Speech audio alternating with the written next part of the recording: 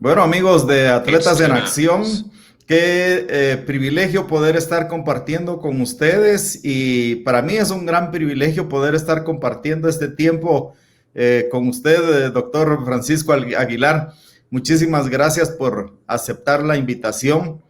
Yo sé que por el amplio recorrido que usted tiene dentro de los medios de comunicación a nivel nacional, pues hacer una presentación de su persona es es una tarea no tan sencilla. Y yo le pedí a usted que me diera algunos de sus datos de su hoja de vida.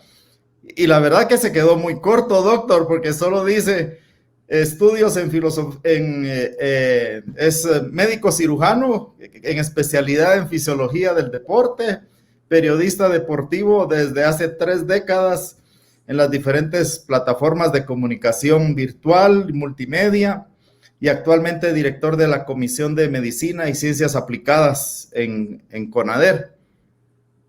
Y solo eso, pero yo sé que hay un montón más por todos los años que usted tiene, doctor Aguilar, en los medios de comunicación y sobre todo enfatizado y enfocado en lo que es el deporte. Así que muchísimas gracias por aceptar la invitación de estar aquí con nosotros. Cristóbal, para mí es un gusto, es un súper placer siempre platicar del mundo del deporte y sobre todo en Atletas en Acción. Yo siempre he dicho, y tal vez mi primera referencia a Atletas en Acción fue en la década de los 70 acá en Guatemala, y siempre es una apertura de un mundo nuevo para el deporte, porque el deportista no solamente tiene que pensar en su actividad física, atlética, sino que también pensar un poco más allá de esa frontera de la actividad deportiva. Y siento que Atletas en Acción da precisamente eso, la posibilidad de pensar un poco más allá de la frontera únicamente del deporte y de la competencia.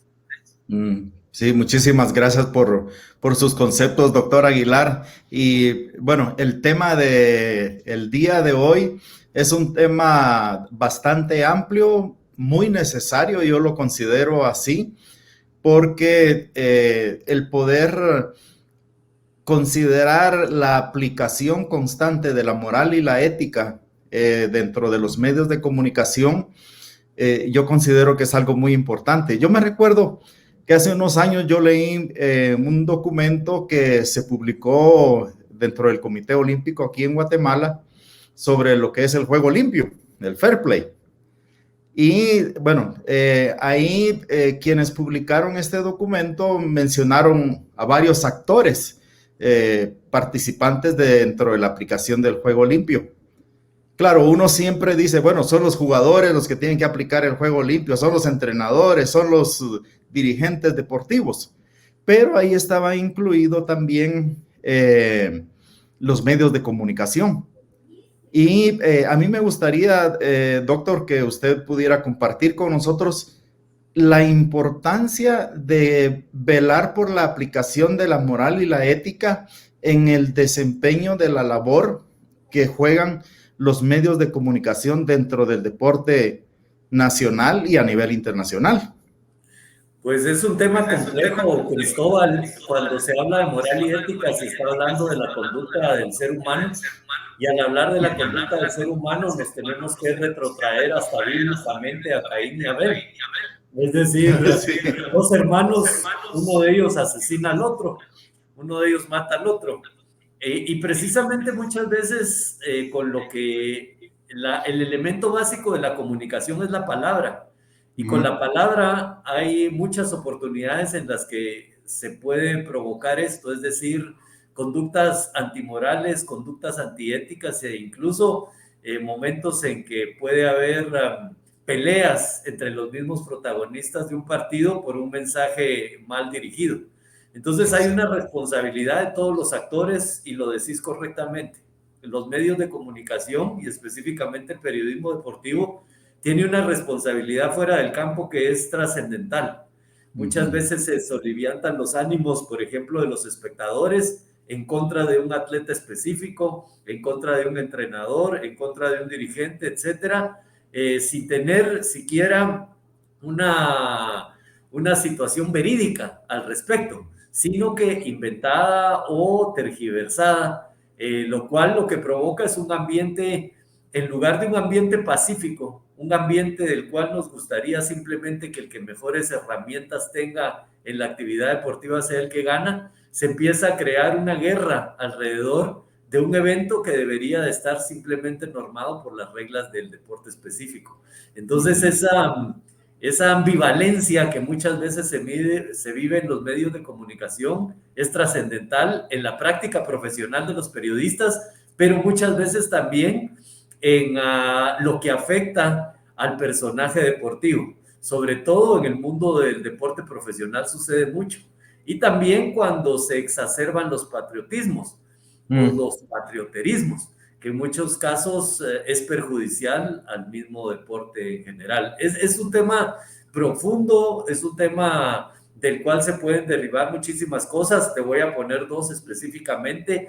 Por ejemplo, en este momento en que el fútbol como deporte más popular del mundo se pierde muchísimo tiempo a la hora que viene el portero y agarra la pelota y se queda con ella y los árbitros no marcan. Y el mensaje muchas veces del periodista deportivo es decir, está ganando tiempo, cuando al final de cuentas lo que está haciendo es haciendo una trampa permitida, entre comillas, que no debería el periodista, por supuesto, tratar de incrementar en cuanto a que el niño que está escuchando, el adolescente y el mismo espectador creen que es algo natural. O también el mismo deporte, lo que hizo, por ejemplo, Diego Armando Maradona cuando metió el gol con la mano en México 86. Es decir, se le publicó como que era la mano de Dios.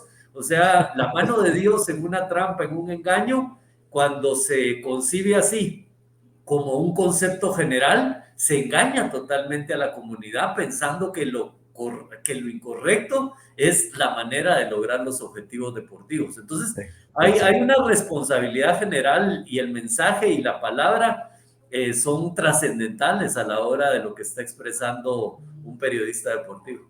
Sí, y como usted dice, eso de la moral y ética y aplicarlo a medios de comunicación es algo tan complicado, tan amplio, tan intrincado, porque también está sujeto a cuáles son los valores y los principios que cada medio de comunicación maneja, ¿verdad? Y ya que usted mencionó a Caín y Abel, yo quiero aprovechar a mencionar otro principio que está en la Biblia, donde dice que la lengua es como el timón de un barco, de una nave, y que es increíble cómo un instrumento tan pequeño como el timón de una nave la puede dirigir hacia donde el timón la está dirigiendo.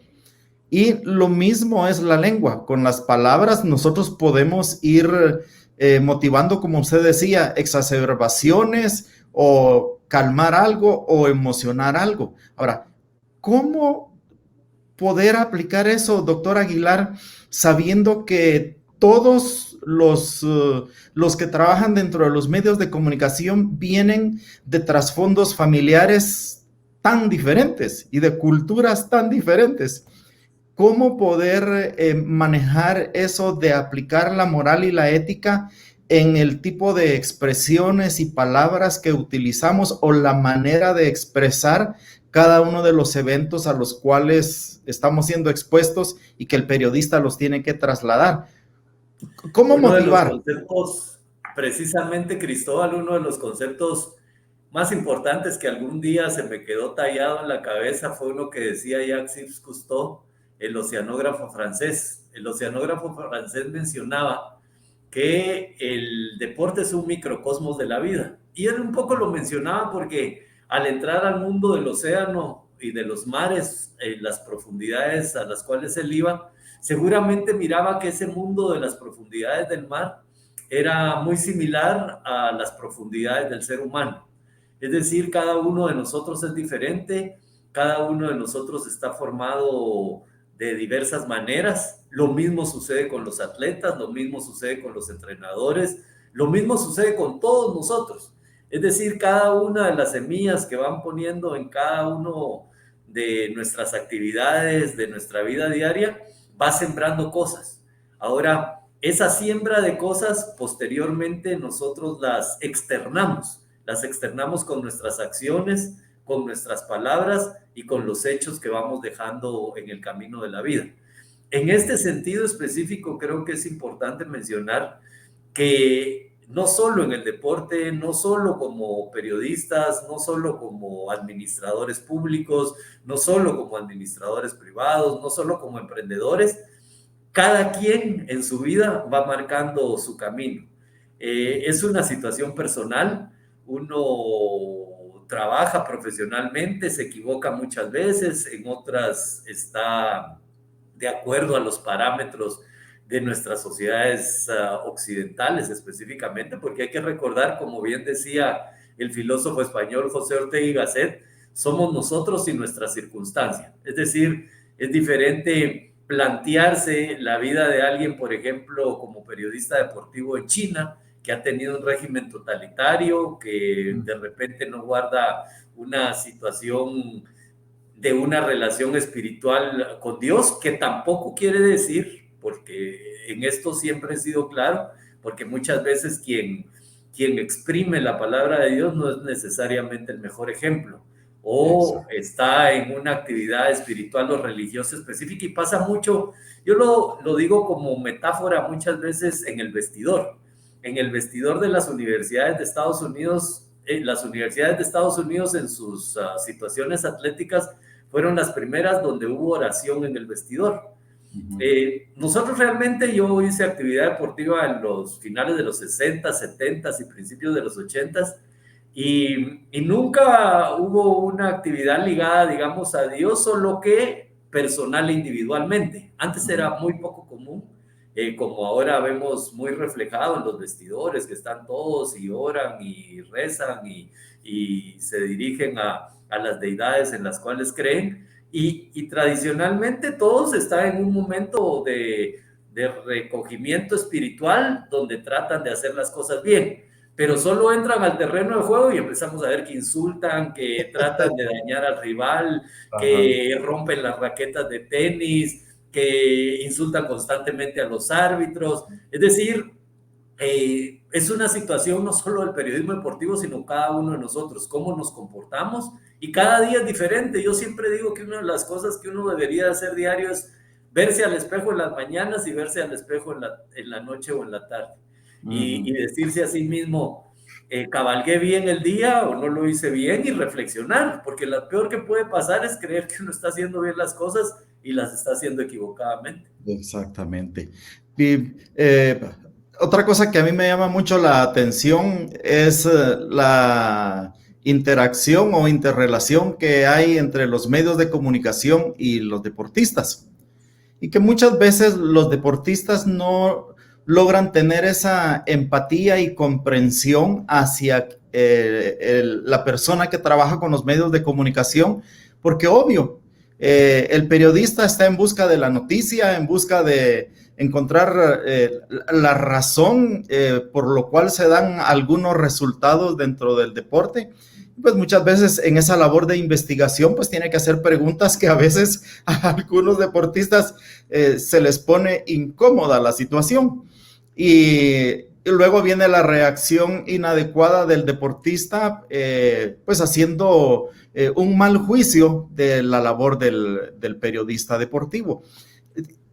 ¿Qué consejo, doctor, nos podría dar usted tanto a los periodistas de los medios de comunicación deportivos como a los atletas para que exista esa empatía y comprensión de ambos lados, sabiendo que, bueno, el atleta también tiene derecho a su privacidad, pero el periodista también está haciendo su labor de investigación para poder transmitir la información al público en general?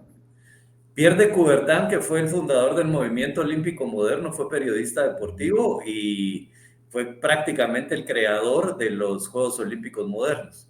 Cuando él en el siglo XIX empezó a abrazar ya la dirigencia deportiva, había escrito varias cosas en diferentes medios. Coubertin decía que no puede existir un periodista deportivo si no hay deporte. Es evidente, es una verdad de perogrullo. Nosotros, como periodistas deportivos, existimos porque hay deporte. ¿Y cuál es la esencia principal del deporte? El deportista. No puede haber una actividad deportiva sin deportistas. Es decir, está el deportista primero, se crea el deporte organizado y posteriormente llega el periodista para trasladar a todo el medio general qué es lo que está sucediendo en esa actividad que poco a poco fue cada vez más trascendental. Y específicamente, ¿qué es lo que deberían de tener en esa relación simbiótica, en esa relación en la cual los dos se benefician? Porque se beneficia el periodista deportivo porque hay un público que lo sigue y está ávido de la noticia acerca de un deporte o de un atleta.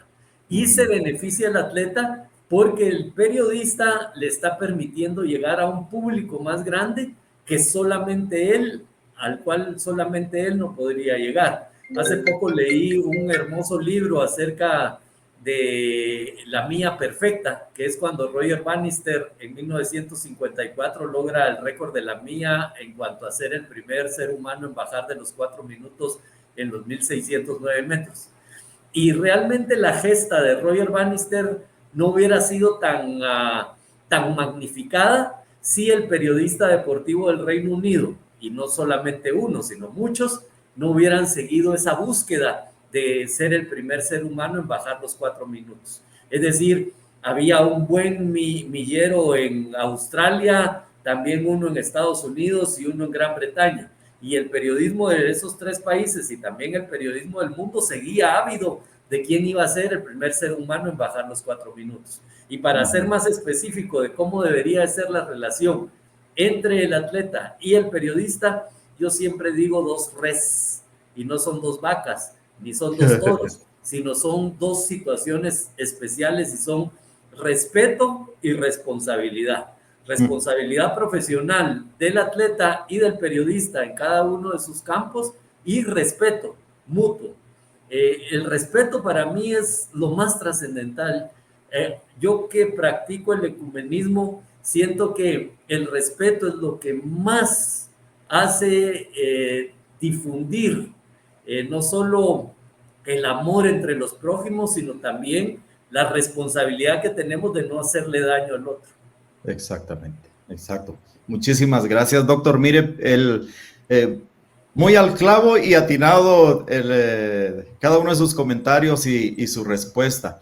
Y ahora quiero que nos enfoquemos un poquito a lo que la pandemia nos ha dejado. Porque definitivamente... Sí, la bacteria, ¿verdad?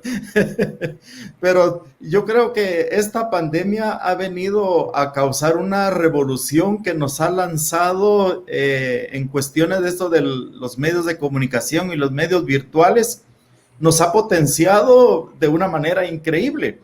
Y yo creo que lo que debemos hacer es sacar el máximo provecho de esta situación que se está dando.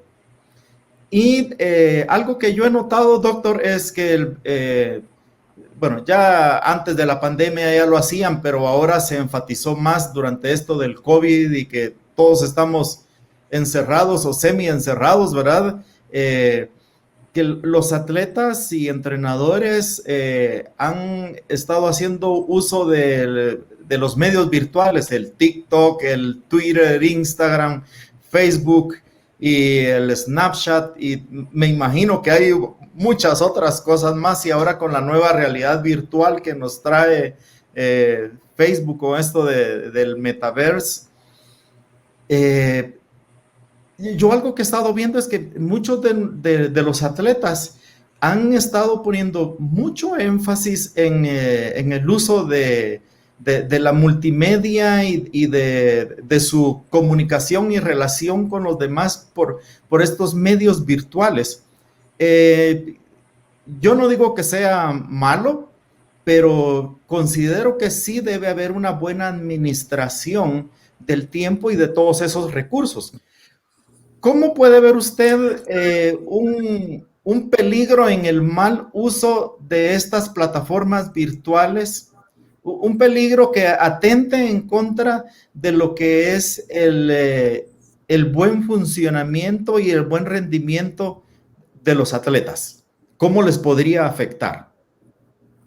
Bueno, las redes sociales, primero hay una situación muy básica y es que se puede difamar con mucha facilidad. Es decir, hay alguien, un personaje específico y se puede mentir acerca de ese personaje específico o hacer campañas a favor de otro personaje basándose en la mentira. Y tal vez lo más básico de redes sociales y que tienen que tener todo mucho cuidado es la mentira que se puede difundir a través de ellos. ¿Por qué? Porque antes los medios de comunicación era una plataforma vertical, una plataforma en la cual el periodista estaba en el pináculo del mensaje y todos los receptores estaban en la base de esa pirámide. Ahora no, ahora somos un círculo y todos estamos en ese horizonte iguales.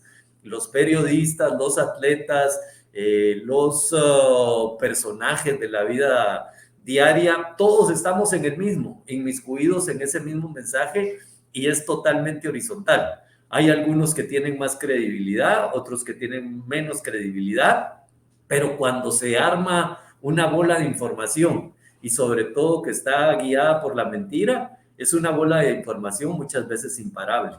El atleta tiene que tener cuidado de redes sociales. Yo conozco atletas que han tenido que que cerrar sus redes sociales debido a todo el mensaje negativo y en contra de ellos que se puede formar por ejemplo, no haberle pegado a la pelota, haber perdido un partido importante, no haber ganado una medalla. Y hay otros para los cuales los medios y las redes sociales han optimizado su posibilidad incluso de tener patrocinio deportivo, porque se vuelven influencers, se vuelven personas importantes en las redes y eso provoca que sean muy seguidos.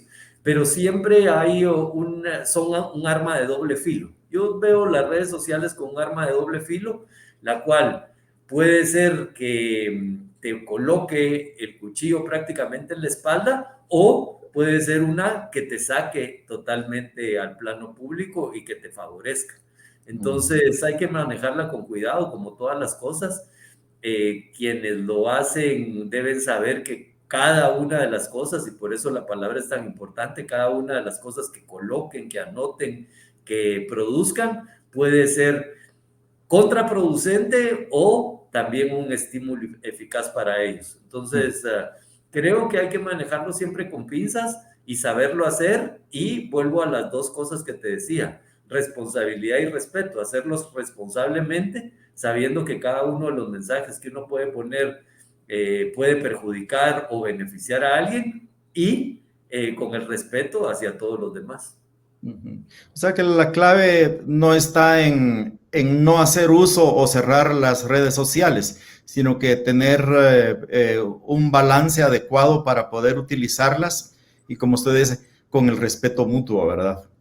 Pues Ahora, mira, es una situación muy personal. No creo, yo solo uso redes sociales institucionales. Yo no tengo una red social mía específicamente. Primero, por situación de personalidad. Yo soy una personalidad en general introvertida, alguien que no, digamos que no, a pesar de que trabajo en los medios de comunicación y trabajo en plataformas de virtualidad en la cual tenemos varios seguidores, no soy alguien al que me gusta, digamos, exponer mi vida pública o estar, digamos, afuera. Lo hago con lo que tengo que hacer institucionalmente y privadamente, que es comunicar deporte. Pero es una cuestión muy personal. Mira, es que el ser humano es tan maravilloso en el sentido de que es hasta en la espiritualidad. Cada quien maneja su religión de acuerdo a sus valores, a sus creencias y a la forma en que concibe la vida y de acuerdo al credo religioso en el cual cree. Pero es una forma personalizada en esa relación que queremos tener con Dios. De la misma manera es esto, pero tiene que saber con mucha certeza que estás lidiando con otros seres humanos. Y lidiar con otros seres humanos no es una cosa fácil. No, y esa es la razón por la cual dentro de la filosofía profesional que manejamos dentro de Atletas en Acción, y usted lo sabe desde los años que tiene de conocer Atletas en Acción, que nuestra posición no es compartir temas donde se motive a tener una adhesión a determinada religión o a determinada iglesia, porque tal como usted lo dice, es una decisión personal. Y lo que sí animamos es a tener una relación personal con Dios de acuerdo al concepto que cada persona maneja de lo que es Dios para su persona, y poder guiarse por los valores y los principios que Dios estableció en su palabra.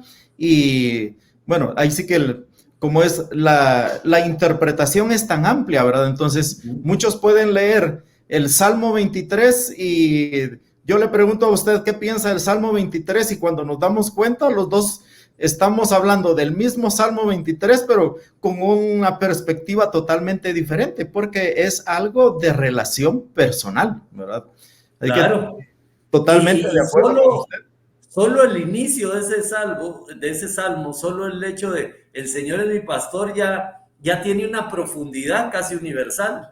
Así Entonces, es. en esa situación, precisamente yo, y he hablado mucho al respecto de eso en estos últimos tiempos, después de venir de los Juegos Olímpicos de Tokio, porque en Japón es increíble, pero hay muchísimo ateísmo en Japón. Es decir, hay sendas filosóficas espirituales muy profundas, pero hay una gran cantidad de ateos en Japón. Y entonces uno de los planteamientos que siempre me hago es que también el respeto hacia quien no tiene creencia en Dios tiene que ser importante, porque son personas muchas veces, y lo digo por esta presencia en Japón, que son profundamente espirituales sin la necesidad, digamos, de una vía directa con Dios. Entonces, y eso lo estoy hablando de una situación, digamos, de Juegos Olímpicos, en la cual uno ve reflejado muchas culturas y muchos credos religiosos. Pero también hay un aspecto que ha crecido y en el siglo XXI creo que va a seguir creciendo, que es el ateísmo y la senda espiritual, que también tiene que ser respetada de la misma manera. Por supuesto que sí, sí. Muchísimas gracias, doctor. Mire, otro aspecto que quiero preguntarle, doctor, y aprovechando su expertise en lo que es la fisiología del deporte. Y bueno, muchos podrán pensar, ¿y qué tiene que ver la fisiología del deporte con los medios de comunicación y todo lo virtual que tenemos ahora? Pero algo que han dicho en algunos reportajes es que la pandemia ha acentuado el sedentarismo. Entonces, vemos a los niños y los niños ya no quieren salir a caminar, ya no quieren salir a correr, lo que quieren es solo los videojuegos. Pero ahora tenemos también a los adultos participando en torneos internacionales de manera virtual, en artes marciales, en fútbol, en tenis, de todo. Entonces, doctor, ¿cuál es la injerencia o cuál es el efecto negativo del mal uso de todas estas plataformas virtuales que tienen a nivel fisiológico en nuestro cuerpo? Y no solo para los deportistas, sino que público en general. La actividad física es una de las posibilidades de tener una mejor calidad de vida. Cuando hablamos de fisiología y específicamente de la fisiología del ejercicio y del deporte, estamos hablando del funcionamiento del cuerpo humano durante la actividad física. Y es indudablemente beneficioso tener una actividad física, en especial en estos momentos en que estamos casi todo el tiempo enfrente de una pantalla, estamos simplemente expresándonos virtualmente y no estamos ejercitando nuestro cuerpo. Vale la pena decir que las enfermedades que más matan alrededor del mundo son las enfermedades crónicas no transmisibles, es decir, las enfermedades muchas veces invisibles, las enfermedades no infecciosas. Y en Guatemala y en el mundo, las 3 mortalidades más importantes son accidentes cerebrovasculares o vasculares en general, es decir, infartos cerebrales, lo que conocemos como derrames. La segunda es los cánceres, que muchas veces también la actividad física beneficia para que el cuerpo esté en ese equilibrio dinámico que tiene que tener de cada uno de sus sistemas y órganos en el cuerpo. Y la tercera es la diabetes. Entonces tenemos 3 factores de mortandad que pueden ser de alguna manera paliados por la actividad física. Si no lo hacemos, la obesidad y todos los trastornos derivados de la poca actividad creo que van a seguir siendo pandémicos y más mortales que el COVID-19. Más mortal que el COVID-19 es esa tríada que les decimos, no solamente en Guatemala, sino alrededor del mundo, y puede acrecentarse debido a que creemos que únicamente tenemos la realidad virtual para vivir y no la actividad física en nuestro entorno. Realmente nosotros somos una especie que viene de un ser humano que tenía, al igual que los otros animales, que tener que salir a cazar y hacer una actividad física para tratar de proveerse comida y la posibilidad de subsistir. Pero poco a poco, con la evolución y con la civilización, hemos ido creciendo hacia quedarnos prácticamente sentados y simplemente ser espectadores de la vida. Entonces, tratemos de generar esa actividad física alrededor del medio ambiente porque es muy beneficioso para su salud y sobre todo para una mejor vida para ustedes y sus familias. Muchísimas gracias, doctor. Y bueno, ya para ir cerrando, porque conozco de su tiempo y platicamos que iban a ser 30 minutos, entonces ya llegamos a ese tiempo. No te da pena.